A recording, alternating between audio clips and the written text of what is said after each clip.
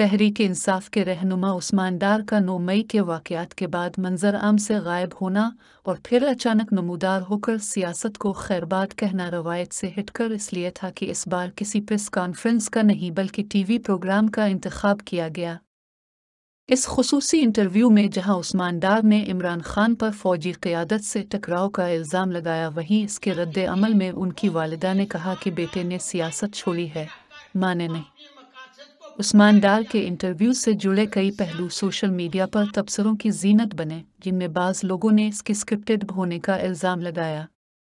ताहम प्रोग्राम के एंकर कामरान शाहिद ने इसकी तरदीद की और कहा कहवन गो में होने वाले इस इंटरव्यू में कोई सवाल किसी स्क्रिप्ट का हिस्सा नहीं था, जबकि उन्हें उम्मीद है कि उस्मान डार की बातें भी स्क्रिप्टेड नहीं थीं।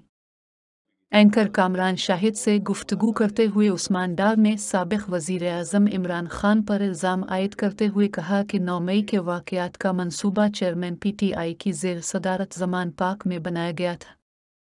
उन्होंने कहा कि मैंने फ़ैसला किया है कि पाकिस्तान तहरीक इंसाफ और सियासत दोनों को खैरबाद कह दूँ। मैंने सियासत तहरीक इंसाफ से शुरू की थी और ख़त्म भी इसी से की है। तहरीक इंसाफ और उसके रहनुमाओं का दावा है कि उस्मान डार पर कई हफ्तों तक दबाव डाला गया और तशद्दुद के बाद एक स्क्रिप्टेड इंटरव्यू किया गया। जमात ने अपने एलामिया में कहा है कि उस्मान डार का यूं अचानक मंजर आम पर आकर इंटरव्यू देना नई बोतल में पुरानी शराब जैसा है और ये उनके अगवाकारों को बेनकाब करता है। एक्स पर रहनुमा PTI हमाद अजहर ने कहा कि कामरान शाहिद खुद भी बार बार एक मखसूस मैसेजिंग को शिद्दत से और बिल्कुल वाज़े तौर पर पेश करने की कोशिश कर रहे थे।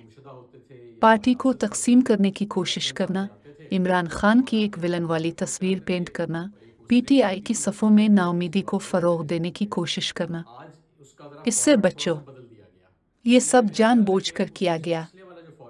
इस इंटरव्यू में शकूक और शुबहात तो वाज़ेह हैं। इंटरव्यू एंकर की रहाइशगाह पर होना और बार बार एंकर का उस्मान डार से ये कहना कि वो पहले से ज़्यादा फ्रेश लग रहे हैं, जैसे किसी को पैगाम दे रहे हों कि अगर आप अपनी ज़िंदगी में सुकून चाहते हैं तो ये रास्ता इख्तियार करें।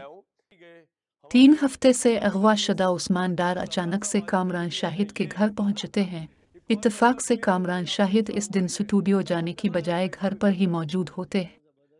घर के ड्राइंग रूम में कैमरे पहले से ही तैयार होते हैं। सहन में लाइटिंग व कैमरे भी अलग से तैयार होते हैं। ऐसे में इत्तेफाक से कामरान शाहिद भी शलवार कमीज और कोट में सहन के दरवाजे के सामने रिकॉर्डिंग के लिए तैयार खड़े होते हैं कि अचानक से वहां उस्मान डार आ जाते हैं। भाई वाह! सहाफ़ी उम्र दराज गोंदल ने तबसरा किया कि फिर वही रट्टा रटाया स्क्रिप्ट जो इस्लामाबाद के नेशनल प्रेस क्लब में कई तोते फर दोहरा चुके हैं। इस बार मुख्तलिफ सिर्फ ये था कि कामरान शाहिद का घर था। मज़ेदार बात जो इस इंटरव्यू में थी वो ये कि उस्मान डार जहाँ जहाँ पे कोई पॉइंट भूल रहे थे, कामरान शाहिद उनको याद दिला रहे थे कि पूरा स्क्रिप्ट नश्र हो सके। सोशल मीडिया पर यह राय आम हो चुकी है कि इंटरव्यू प्लानिटेड अस्क्रिप्टेड था।